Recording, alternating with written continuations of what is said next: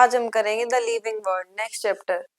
How wonderful is the living world! The wide range of living types is amazing. The extraordinary habitats in which we find living organisms, be it cold mountains, deciduous forests, oceans, freshwater lakes, deserts और hot springs, leave us speechless. यानी हमें diversity दिखती है habitats के अंदर. बहुत सारे habitats हैं हमारे इन्वायरमेंट के अंदर. The beauty of a galloping horse, of the migrating birds, the valley of flowers, or the attacking shark evokes awe and a deep sense of wonder.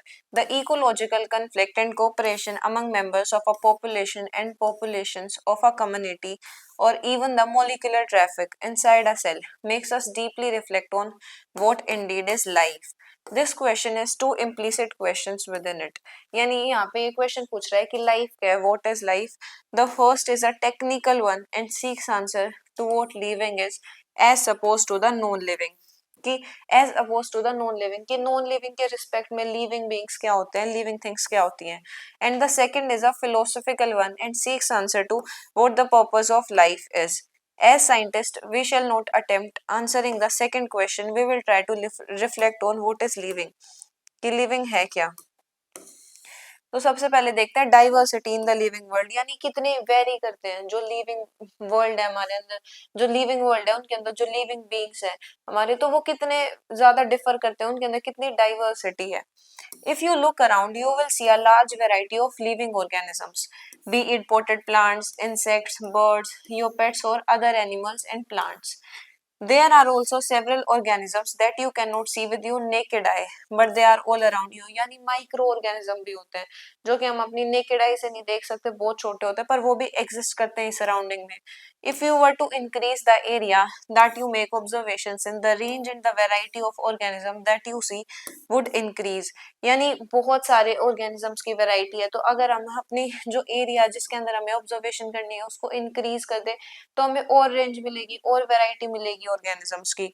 Obviously, if you were to visit a dense forest, you would probably see a much greater number and kinds of living organism. अगर हम किसी dense forest में जाते हैं तो वहां पे हमें दिखती है diversity. Each different kind of plant, animal और organism that you see represents a species.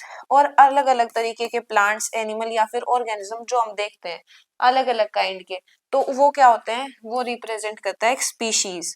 The number of species that are known and described range between 1.7 to 1.8 million. अभी तक इतनी स्पीशीज नोन हुई हैं, इतनी डिस्क्राइब हुई हैं. This refers to biodiversity. और ये रिफर करता है बायोडाइवर्सिटी या फिर और द नंबर एन. ये बायोडाइवर्सिटी को रिफर करता है कि जो ऑर्गेनिजम्स हैं वो कितने ज्यादा डाइवर्स है, कितने ज्यादा फैले हुए हैं. बायोडाइवर्सिटी है. Types of organism present on earth, जो कि अर्थ पे प्रेजेंट है. We should remember here that as we explore new areas and even old ones, new organisms are continuously being identified. जो न्यू ऑर्गेनिजम्स है वो continuously identify हो रहे हैं.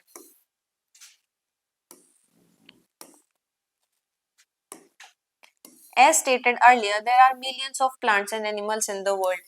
Millions of plants और animals है, यानी हर अलग अलग तरीके के plants है और animals है जो कि एक species को दिखाते हैं, तो बहुत सारी species है. We know the plants and animals in our own area by their local names. These local names would vary from place to place even within a country. अब जो इतने सारे तरीके के plants हैं, animals हैं, तो हम उनको लोकल नेम से जानते हैं, पर जब हम प्लेस चेंज करेंगे या फिर कंट्री चेंज करेंगे तो वो जो नेम है वो वेरी करने लगेंगे. इसीलिए हमें क्या करना पड़ा, हमें स्टैंडर्डाइज करना पड़ा, यानी एक ऐसा नाम रखना पड़ा जो कि हर जगह पे वही हो उस प्लांट के लिए या फिर उस एनिमल के लिए. Probably you would recognize the confusion that would be created if we did not find ways and means to talk to each other to refer to organism we are talking about. ताकि मतलब हम उस organism को refer कर पाए, इसीलिए हमने क्या किया, there is a need to standardise. जो नेमिंग है उसको स्टैंडर्डाइज कर दिया, लिविंग ऑर्गेनिजम्स की नेमिंग को, such that a particular organism is known by the same name all over the world. और इस प्रोसेस को हमने क्या कहा, nomenclature. Obviously, nomenclature or naming या फिर naming is only possible when the organism is described correctly and we know to what organism the name is attached to. जब हम उस organism को correctly describe करेंगे और हमें ये पता होगा कि ये नाम किस organism के लिए, वो जरूरी है तभी nomenclature होगा. तो इसीलिए इसको हमने क्या कहा, identification, कि हमें पता होना चाहिए ये नाम किस organism के लिए है और उस organism के क्या क्या features हम describe कर रहे हैं, उस ऑर्गेनिज्म को हम कैसे डिस्क्राइब करें हम आगे. In order to facilitate the study, number of scientist have established procedures to assign a scientific name to each known organism. जितने भी ऑर्गेनिज्म हम जानते हैं इसीलिए उनको एक साइंटिफिक नेम असाइन किया गया. This is acceptable to biologist all over the world, और ये पूरे वर्ल्ड में एक्सेप्टेबल है. For plants scientific names are based on agreed principles and criteria which are provided in international code for botanical nomenclature ICBN. International code for botanical nomenclature जो है ये plants के लिए साइंटिफिक नेम असाइन करती है. You में ask our animals name, animals को कैसे नेम किया जाता है, तो जो एनिमल टेक्सोनोमिस्ट होते हैं have evolved international code of zoological nomenclature ICZN. और ICZN क्या करता है, ये एनिमल्स का नोमेनक्लेचर करता है, उनको नेम करता है. The scientific names ensure that each organism has only one name. और साइंटिफिक नेम है मतलब हर एक ऑर्गेनिज्म को एक ही नाम मिलेगा. Every organism is assigned a particular name. Description of any organism should enable the people in any part of the world to arrive at the same name. They also ensure that such a name has not been used for any other known organism. यानी एक नाम सिर्फ एक organism के लिए, जिससे easy हो जाएगा किसी भी ऑर्गेनिज्म के बारे में पता लगाना. Biologists follow universally accepted principles to provide scientific names to known organism. Each name has, और हर एक scientific name जो होगा उसके two components होंगे. जो पहला होगा वो होगा generic name और जो दूसरा होगा वो होगा specific epithet. This system of providing a name with two components is called a binomial nomenclature. Bi का मतलब होता है टू, तो बायनोमियल नोमेनक्लेचर यानी इस सिस्टम जिसके अंदर हम दो कंपोनेंट्स में नेम करते हैं किसी भी ऑर्गेनिज्म को. बाय का मतलब हो गया टू, नोमेनक्लेचर मतलब हो गया नेमिंग. सो इसीलिए the system of providing a name with two components, इसको हमने क्या कह दिया, binomial nomenclature. This naming system given by, और ये नेमिंग सिस्टम दिया किसने, Carolus Linnaeus, is being practised by biologist all over the world. This naming system using a two-word format was found convenient, और ये convenient भी था जिसके अंदर हम क्या टू वर्ड को यूज करके हम कोई भी साइंटिफिक नेम दे रहे थे. Let us take the example of mango. Mango का अगर हम example ले to understand the way of providing scientific names better. The scientific name, mango का scientific name क्या है, Mangifera indica. Let us see how it is a binomial name.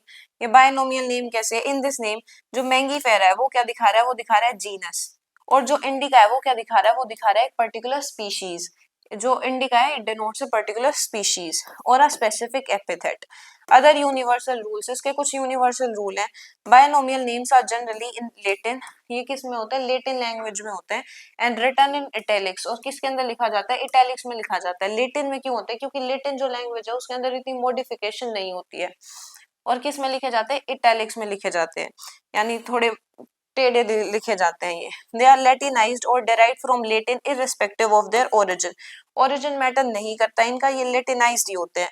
The first word in a biological name represents, the first word क्या दिखाएगा, genus, and the second component क्या दिखाएगा, specific epithet.